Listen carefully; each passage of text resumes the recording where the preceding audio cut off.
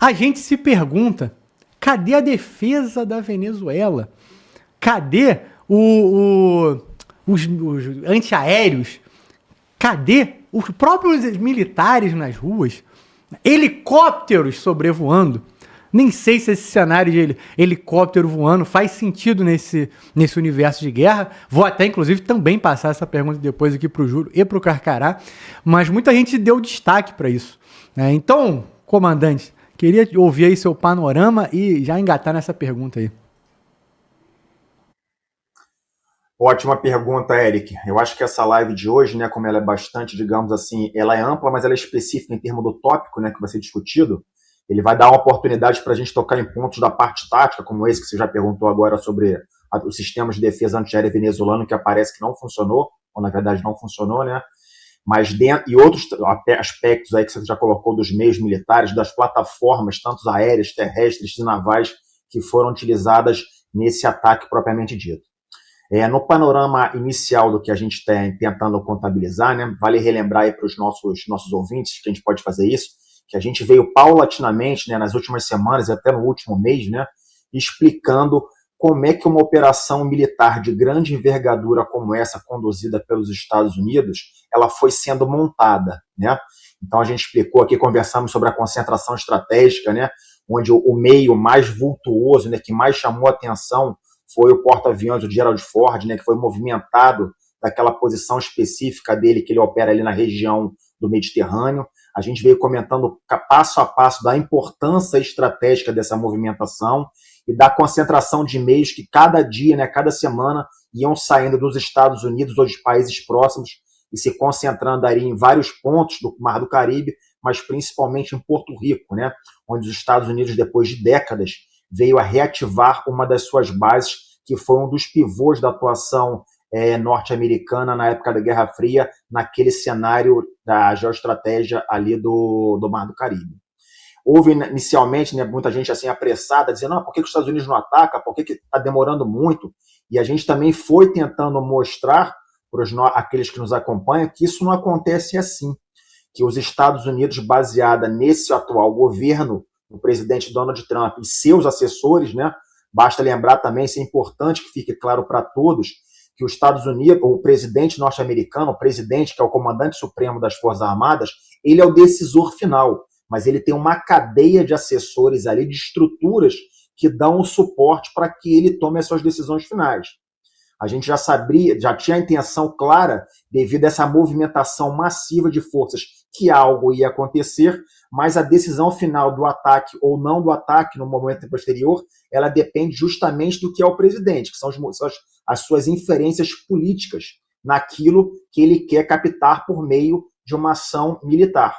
Então a gente viu o presidente Donald Trump, ele tentando, né, parece que pelo que a gente pôde acompanhar da mídia, né, ele esgotando todos os canais de negociação, do qual ele é mestre nesse assunto da negociação, ele foi esgotando os canais diplomáticos, ele foi pressionando os agentes exteriores envolvidos, tanto Brasil, Colômbia, Cuba, botando pressão nesses países, e por trás de tudo isso, deixando muito claro o documento que a gente também comentou aqui por várias vezes, dessa nova estratégia nacional de segurança norte-americana, que deixa muito claro para todos, basta ler, não tem nem que interpretar, que os Estados Unidos voltaram a sua atenção com foco total para a América do Sul, América, Caribe e América Latina. Então, as pessoas de hoje, o mundo, né, geopolítico, o tabuleiro, estava desacostumado com o líder de uma nação forte, mas que se comportasse de acordo com essa nação e esse poder que está por trás dele. E o atual presidente norte-americano vem deixando claro que ele não blefa. Ele vem atuando de forma muito clara e consistente, de acordo com os objetivos que ele coloca de forma clara. E isso repercute nos seus políticos. O vice-presidente Jay Vance, o secretário de guerra, lá, o Peter Saget, o secretário das Relações Internacionais, o Marco Rubio, que vão deixando isso de forma clara, esse modus operandi do atual governo norte-americano, que vem reeditando aquilo que a gente já comentou também, que é a nova doutrina Monroe, ou seja, América para os americanos. E com isso ele vem, a gente vai poder falar um pouco mais sobre isso depois, ele vem tentando expurgar o domínio da área de influência da Rússia e da China, pelo menos nessa parte desse quintal, desse grande latifúndio chamado planeta Terra. Tá? Então, esse é o panorama geral do que vem acontecendo e que a gente vem repercutindo isso no último mês. Entrando já, então, Eric, na pergunta do sistema de defesa antiaérea, isso é uma pergunta que tocou, logicamente, as mentes mais privilegiadas, né? Que tentaram entender se aquele sistema de defesa antiaéreo tão repercutido, que não era perfeito, mas para dentro da realidade sul-americana, era um sistema, pelo menos no papel, de defesa antiaéreo, de certa forma pujante, porque ele funciona em camadas, o que aconteceu que ele não funcionou? Então, só para os nossos ouvintes terem uma ideia, basicamente os sistemas de defesa antiaéreo, eles são eles são os olhos. Você precisa de olhos, você precisa de nervos e você precisa de mão. Então, os olhos são os radares, os nervos são os sistemas de conexão que justamente montam os sentidos para funcionar, e as armas, os braços, são praticamente, as mãos são essas armas que você lança para tentar fazer essa proteção. Então, quando você cega, você cala e você confunde esse sistema que justamente dá à força defensora a consciência situacional para que ela entenda o que está acontecendo e para que ela consiga, os seus órgãos de comando e controle, gerar o seu ciclo Oda, né, que a gente já comentou aqui, para onde o Carcará gosta bastante desse tema, que é justamente como é que se orienta, como é que se observa, como é que se decide, como é que age. Quando você quebra esse ciclo de decisão do inimigo, praticamente você deixa ele sem condições de reagir. E trazendo isso para o sistema de defesa antiaérea venezuelano, praticamente dá a entender que foi isso que aconteceu. Então, o sistema que funcionava em camadas. O que é funcionar em camadas? Ele é organizado para defesas de curto alcance, de médio alcance e de longo alcance. Para cada uma dessas distâncias médias, ele tem sistemas de defesa específicos para isso. Então, no curto alcance, ele tinha os Iglas S, que são aqueles que você coloca nas costas e transporta para defesa de curto alcance, principalmente contra helicópteros, como o Carcará colocou. No de médio alcance, ele tinha os sistemas russos, aliás, todos russos, né? Ele tinha um sistema russo chamado Buk 2S, que eram justamente para operar entre o curto e o longo alcance. E no longo alcance eles tinham os S-300, que não eram sistemas mais fodásticos do mundo, mas pelo menos no papel e no âmbito da América do Sul era um sistema bastante consistente.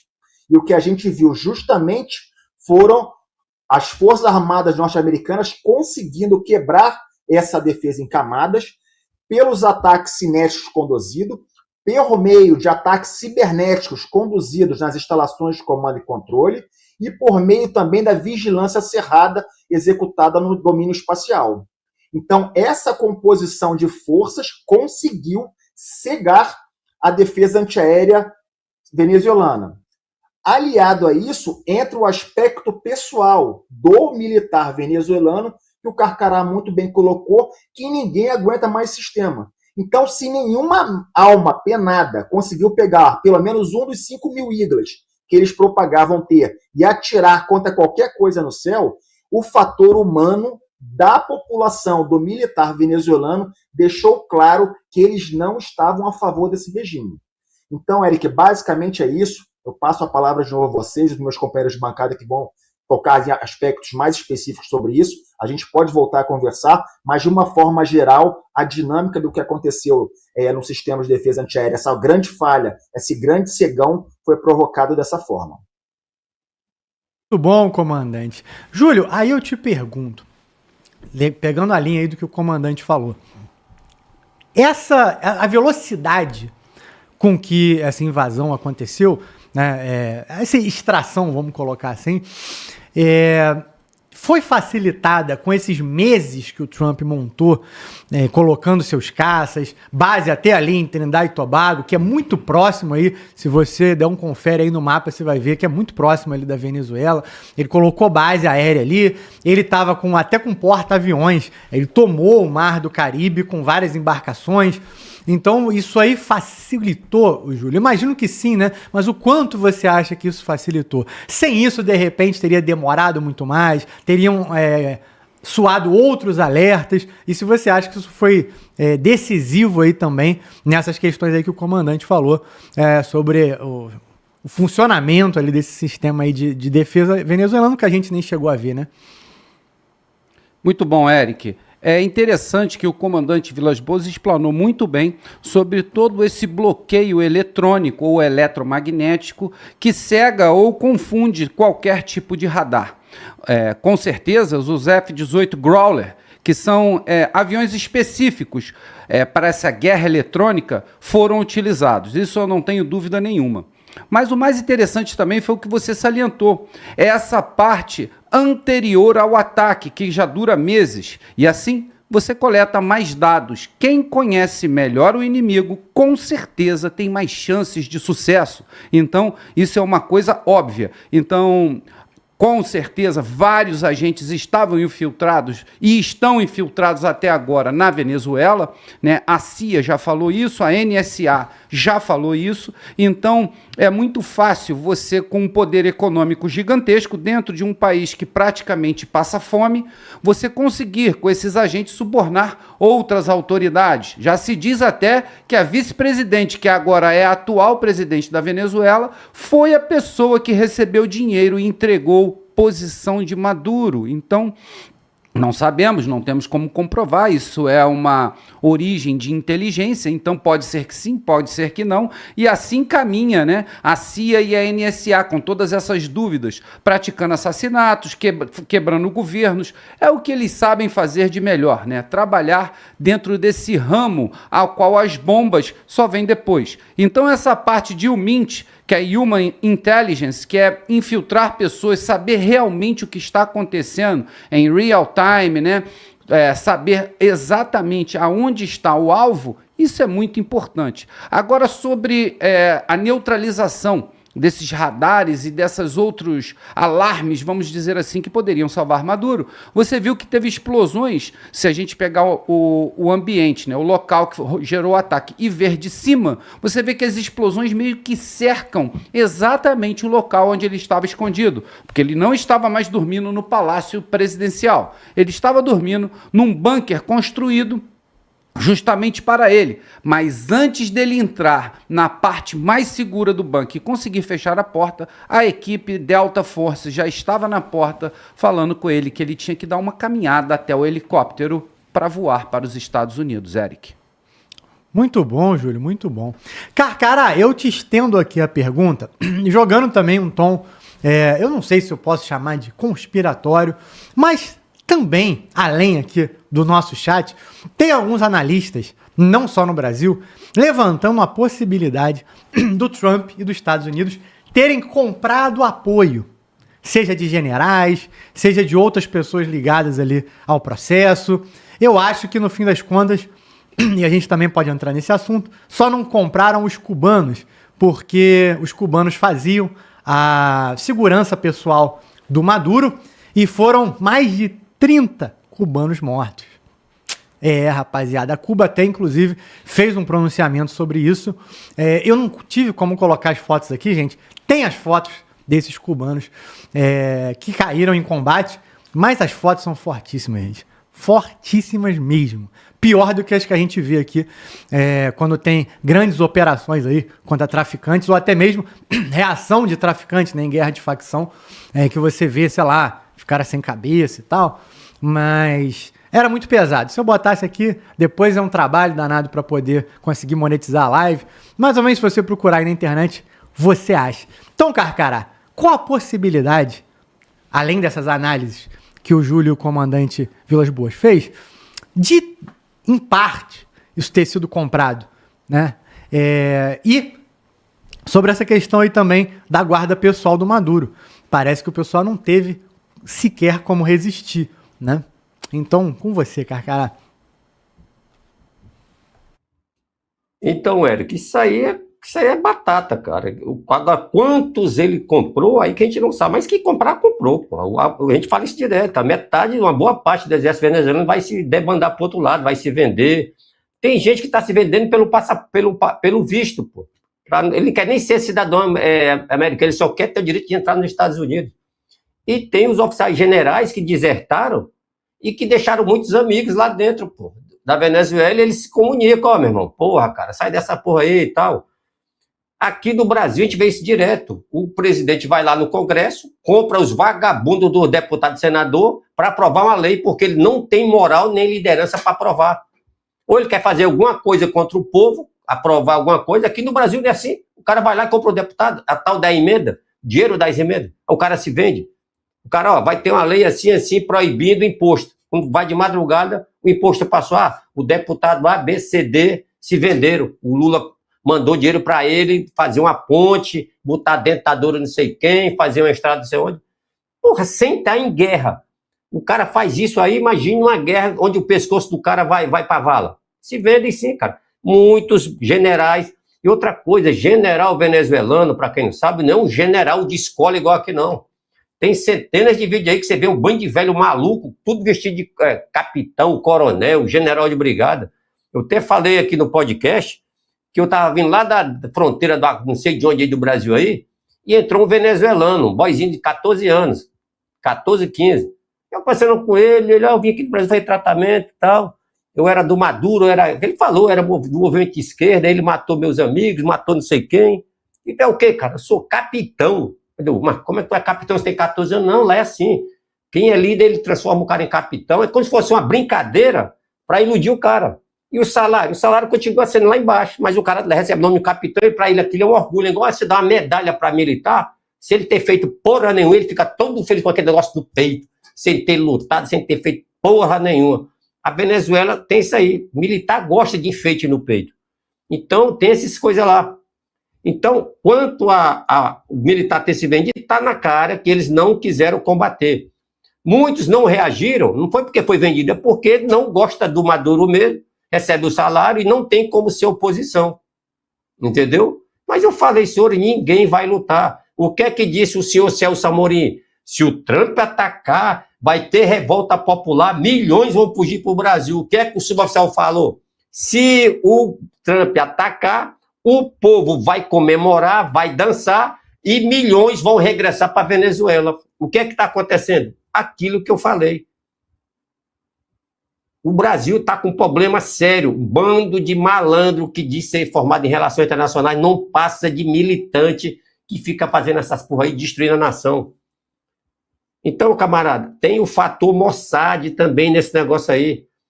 O Trump e Israel, o governo americano e israelense, eles trabalham junto. O exército que mais combate armas russas é o exército israelense. Não tem ninguém no mundo para combater mais armas russas do que a Ucrânia atualmente e Israel, porque Israel faz ataque no Líbano, faz na Síria, faz no Irã e faz naquele Oriente Médio todo. E a defesa antiaérea desse povo é toda a russa. O que é que o Mossad fez? Eu falei, o Mossad vai ajudar.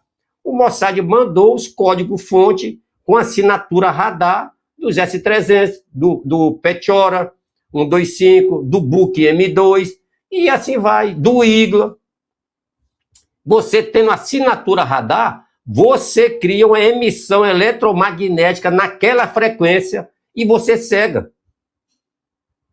Você vai ver que tem vídeo que está passando os Night Stalker com a tropa Força Delta do lado e os mísseis Tomahawk e outras bombas planadoras caindo um pouco avante deles, um pouco mais na lateral. Sistema de coordenação e controle gigantesco. Como o Vilas Boas falou, o sistema ODA americano, ele manteve e aprimorou nesse combate. O ciclo ODA venezuelano foi quebrado, então eles ficaram sem observar, sem orientar, sem decidir, sem agir. Por quê? O sistema radar foi cortado, o sistema de guerra eletrônica foi atacado, o sistema de comando e controle lá do Forte Tuna foi atacado e outros sistemas. Isso tudo ao mesmo tempo, numa sincronização perfeita, os Night Stalker guiando a Força Delta em direção à residência do Maduro, que tinha um elemento da CIA. Quando a gente fala elemento da CIA, não é que o cara é da CIA lá do americano, não. É um elemento que a CIA cooptou, pagou e treinou. E era um segurança do Maduro. Já está certo que foi um cara desse aí. Para falar o local que ele estava, o andar e a porta, como era que tinha que ser aberta. É tanto que eles levaram maçarico, caso o Maduro, por algum motivo, encostasse a porta lá. O que não deu tempo ele fazer, que a porta é meio metro de aço, ia ser um inferno para cortar aquele no maçarico. E com explosão não dá, porque ia derrubar todo o prédio com a força dentro. Então, o Maduro foi pego de calça riada. Ele foi pego pelo superioridade militar americana, isso que é a realidade. Você não pode tirar o mérito do poder militar americano. Os caras têm, eu falo isso direto, os caras têm supremacia aérea. Eles aprenderam muito com os russos na guerra da Ucrânia. O emprego da guerra eletrônica para cegar, jamear todos os sistemas. O exército israelense está junto nessa guerra, senhores, com inteligência. De repente foi ter alguém do Mossad, das Forças Especiais Israelenses, junto com os Night Stalkers, entendeu? Daqui um pedacinho eu vou explicar o que são os Night Stalkers e o que são as tropas especiais, que os Night Stalkers, eles só fazem conduzir essas tropas, tá? É uma força de aviação que a função dele é levar tropas especiais, qualquer uma delas americana. Todas elas são conduzidas pelos Night Stalkers, que é uma aviação especializada do Esquadrão 160 do Exército Americano.